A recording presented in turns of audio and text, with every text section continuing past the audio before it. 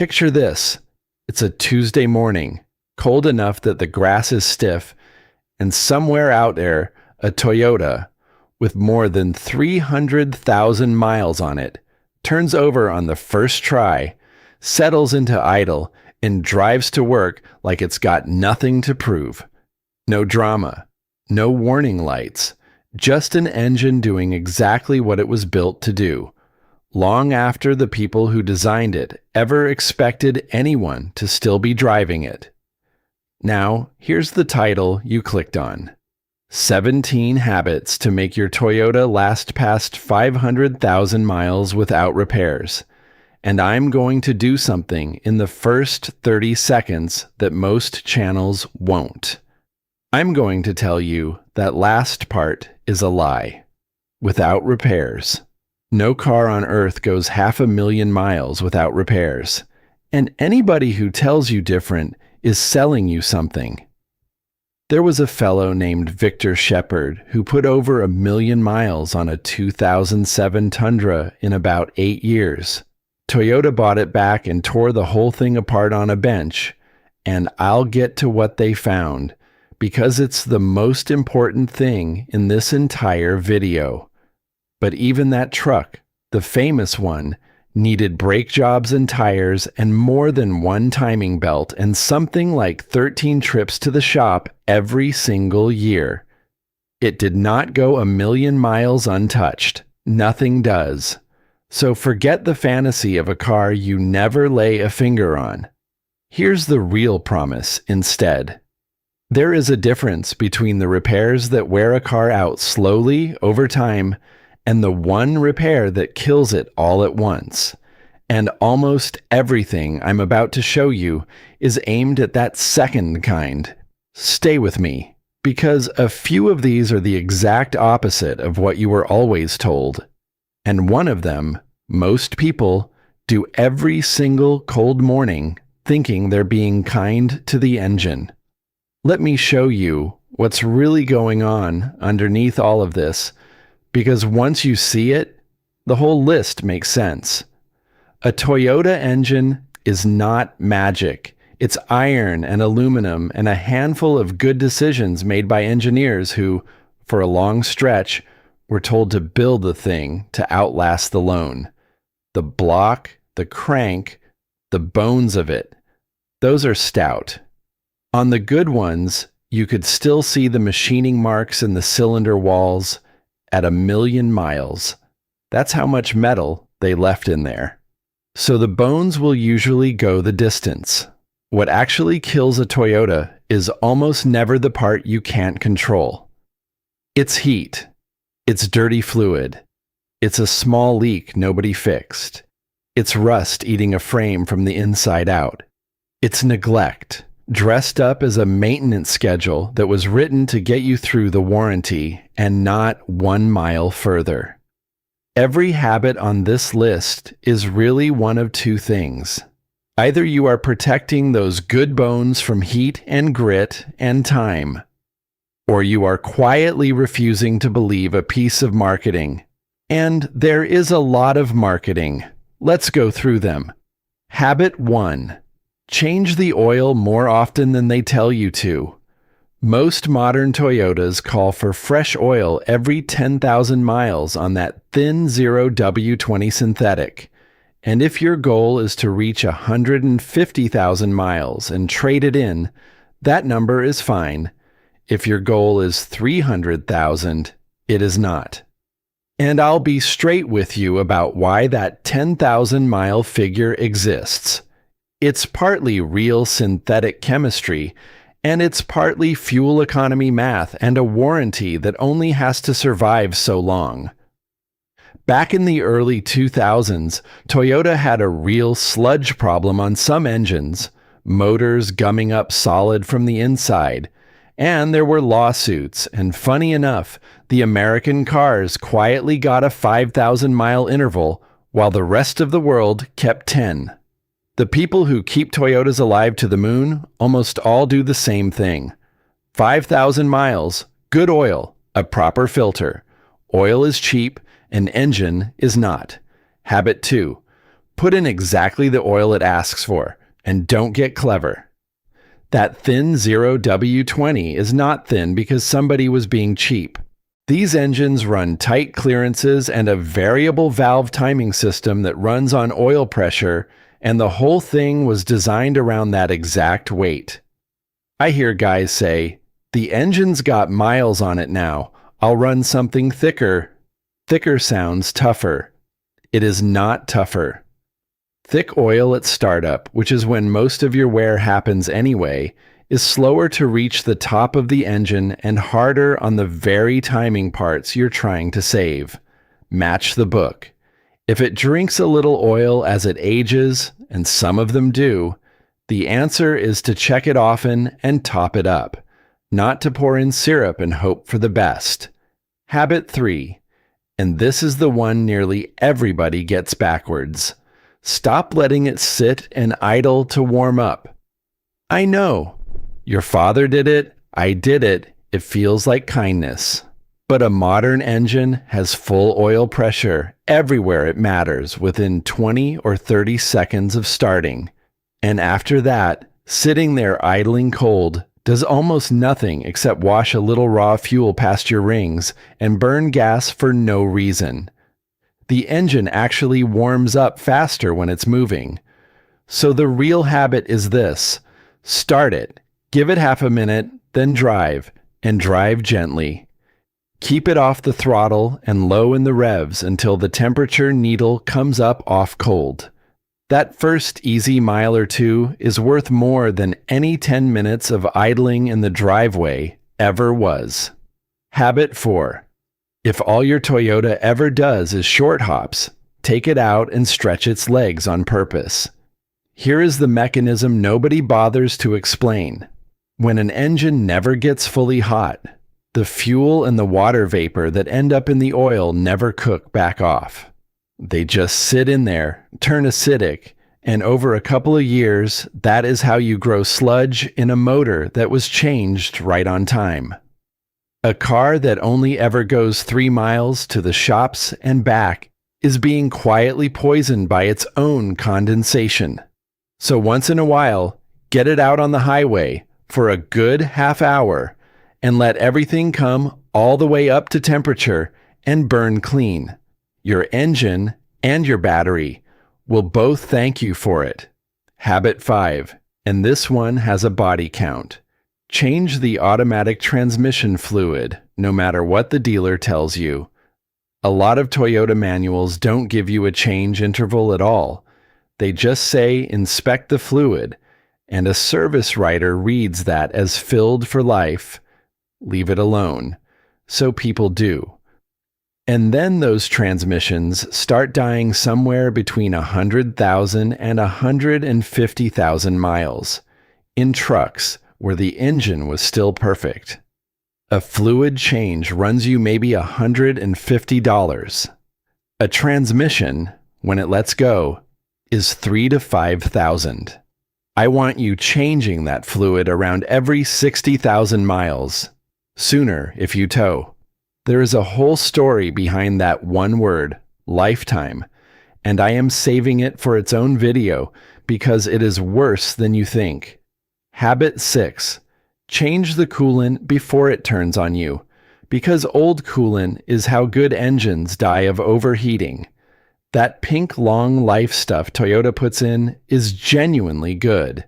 The first change is way out around 100,000 miles or 10 years, then every 50,000 or 5 years after that.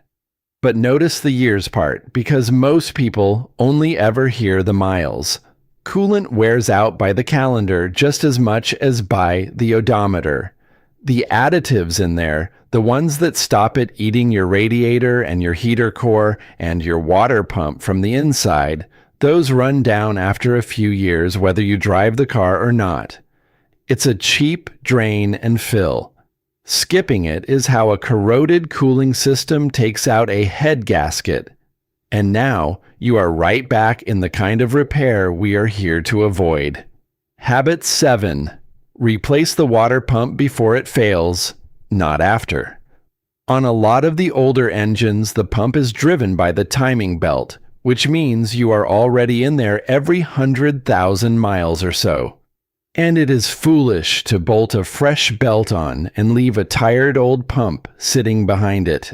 A water pump does not usually die politely. It weeps a little, then it dumps, and if it dumps and you keep driving, the engine cooks, and a cooked engine is the whole ball game. So when you are doing the belt, do the pump, the thermostat, and the tensioner all at once.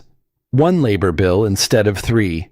And you close the door on the single most common way one of these ever overheats.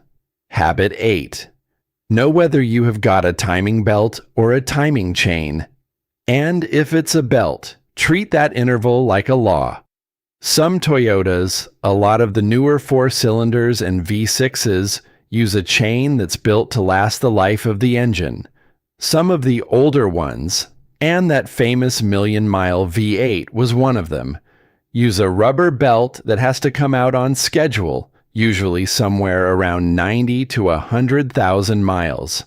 Here is why it matters so much. On most of these engines, if that belt lets go while you're rolling down the road, the valves and the pistons try to occupy the same space at the same instant, and they lose. You bend valves, sometimes worse. A belt job is a known planned expense you can see coming. A snapped belt is a wrecked cylinder head you never saw at all. Find out which one you have tonight. Habit 9. Chase down the small leaks while they are still small. A little seep from a valve cover gasket or a timing cover seal feels like nothing. A few dollars of gasket. But 2 things happen if you ignore it. Either it slowly starves the engine of oil across the miles you weren't watching the dipstick, or worse, it drips onto something it has no business touching. An alternator, a wiring connector, a sensor, and now a $2 gasket has caused an electrical fault you'll spend a whole day chasing. On these engines, a weeping gasket is often just a fresh seal, and sometimes snugging the cover back down the right way. The point is, you deal with it when it's a spot on the driveway, not when it's a cloud of smoke and a dead battery light on the dash. Habit 10. Watch the temperature gauge like it's telling you something, because it is. And I'll say this one plainly. You can wear an engine's bearings, burn its oil, foul its plugs, and it will usually still limp along and give you a warning first. But let it truly overheat one time, badly, and you can warp a cylinder head or blow a head gasket in a matter of minutes, and that one bad afternoon can end a car that had another 100,000 miles left in it. So, if that needle starts climbing where it never climbs, you do not drive it the rest of the way home to be safe. You pull over. Keep the coolant topped up. Replace a radiator hose that's gone soft and spongy before it splits on you. And never ignore a thermostat that's sticking. The saddest engines I have ever pulled apart weren't worn out at all. They were murdered in about 10 minutes flat by a stuck thermostat or a split hose that somebody just kept right on driving on. Heat is the enemy of everything. Respect it. Habit 11. Change the fluids everybody forgets. Everyone remembers engine oil. Almost nobody thinks about the differential or the transfer case on a 4-wheel drive, or the power steering, or the brake fluid. And those are exactly the places quiet, expensive wear likes to hide. The diff and the transfer case hold barely any fluid at all, so it takes heat fast, especially if you tow or leave the pavement. And gears run on cooked fluid are gears you get to replace. Brake fluid is worse in its own way. It actually soaks water right out of the air over the years, and wet brake fluid corrodes your steel lines and your calipers and your pricey anti-lock parts from the inside out. None of these is a big job. Every one of them is cheap next to what it costs the day it's ignored. Habit 12. Keep a clean air filter in it and don't overthink this one. Just do it. Every bit of air your engine breathes goes through that filter first, and a plain paper element is the only thing standing between your cylinders and a steady diet of grit and dust. Let it pack up solid and the engine chokes, works harder, drinks more fuel. Worse, a torn filter, or a badly fitted one, or one of those oiled aftermarket jobs done wrong, lets fine abrasive dust straight past into the engine, and that dust is basically sandpaper for your cylinder walls. It costs a few dollars and 5 minutes. There is no cheaper insurance anywhere on the whole car. Habit 13. Change the spark plugs on time, even though they last a good long while now. Modern iridium plugs are good for a long stretch, anywhere from 60,000 up to well over 100,000 miles depending on the engine, so check your book. But long-lasting is not everlasting.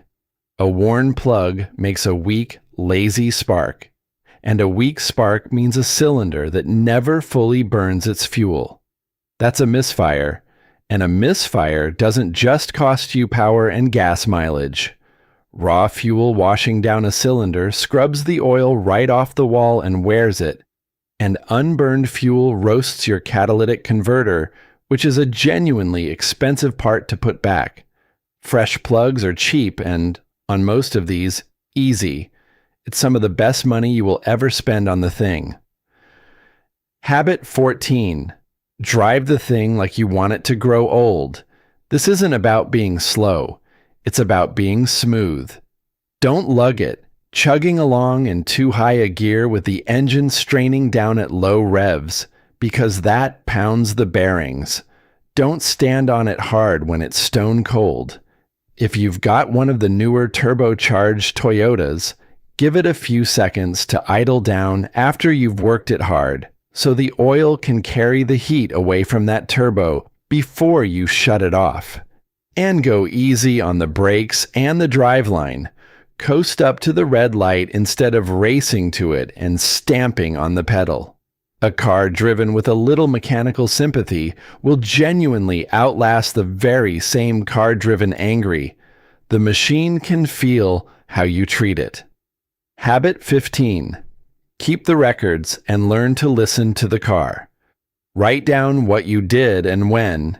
Keep the receipts, because a folder full of service history is worth real money when you sell, and it makes the next problem 10 times faster to figure out. But more than that, pay attention to the machine itself. You know your own car's noises better than any mechanic ever will. A new tick, a faint whine that wasn't there last week, a shift that's suddenly a little lazy, a smell. Those are the engine talking to you early, while the fix is still small and cheap.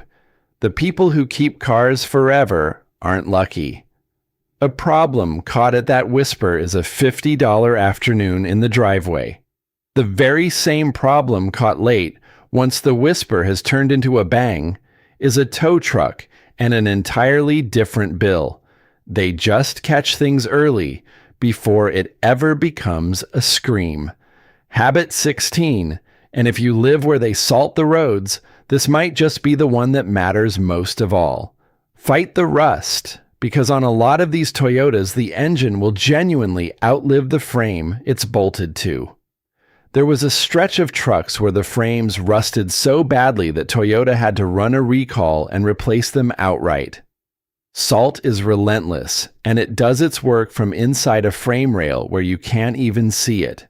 So wash the underside off through the winter and get the salt out of there, and think seriously about a lanolin-based coating, the soft kind that creeps down into the seams, sprayed on once a year. Stay away from the hard, rubberized undercoat, because that traps moisture against the steel and rots it out faster, not slower. It does you no good at all to baby a motor that would run forever if the truck around it quietly dissolves. Habit 17. Use the right parts and put a real oil filter on it. I know it's tempting to grab the cheapest filter on the shelf. They all look the same. They are not the same. A good filter has the guts to actually hold the dirt and a bypass valve that behaves itself, and a bad one can flow poorly or let unfiltered oil sneak straight past when the oil's cold, which is the exact moment you needed it filtered most. Same with the fluids. The coolant, the transmission fluid. Use what the engine was built for, not a bargain jug that just happens to be the right color. This is a car designed to run for decades. Feeding it the correct blood and a clean filter is the very least it asks of you, and it is a rounding error next to the cost of getting it wrong. Now here's the part that actually matters, and it's the whole reason I made you sit through 17 habits to get here. Look back over that entire list. Ask yourself how many of those were really about engineering, and how many were about refusing to believe something you were told. The 10,000-mile oil change that's fine for the warranty and hard on the long haul. The transmission fluid that's filled for life, right up until the transmission isn't. The coolant nobody mentions the years on. The whole quiet drift towards sealed boxes with no dipstick and no drain plug and a little sticker that says, "Don't worry about it." And I want to be careful here, because this is not a conspiracy, and there's no villain twirling a mustache in a dark room. It's simpler and colder than that. It's just money and where it flows. Follow it. There is no money in a car that runs for 300,000 miles and never once needs the dealer. There is a great deal of money in one that runs beautifully to 150,000, right out to the far edge of the warranty, and then starts needing things. There's money in the sealed transmission you can't service in your own driveway. There's money in the special tool for the simple job. And there's money, believe it or not, in you never quite learning how any of it works, so that the mystery itself becomes one more thing you have to keep paying somebody else to solve. And there's a few cents saved on every single car when an engineer in a meeting is told to shave a little here, or when a service interval gets set by a fuel economy target instead of by what actually keeps the engine alive the longest. And here's the part that should get under your skin a little. Toyota knows exactly how to build a car that goes 1,000,000 miles. They proved it.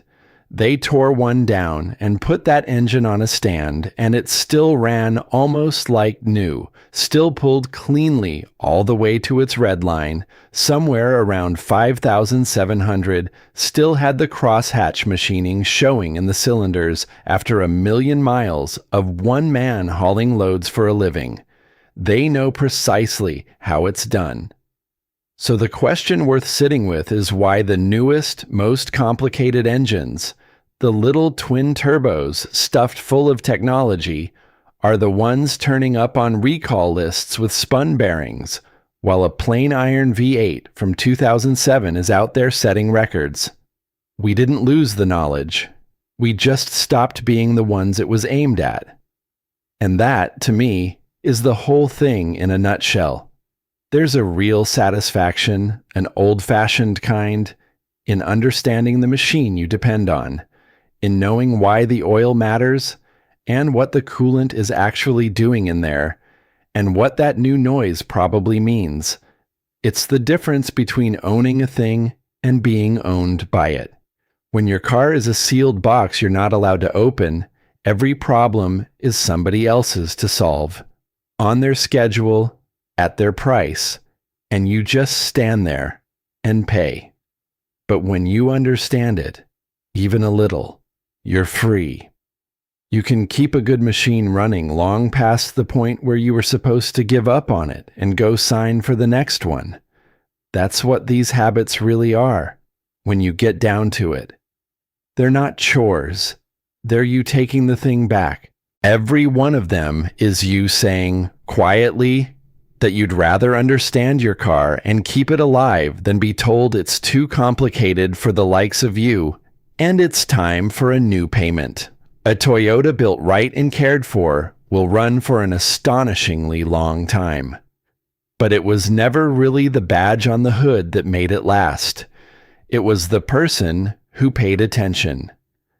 So here's what I want you to actually do with all of this, boiled down to just the parts that move the needle.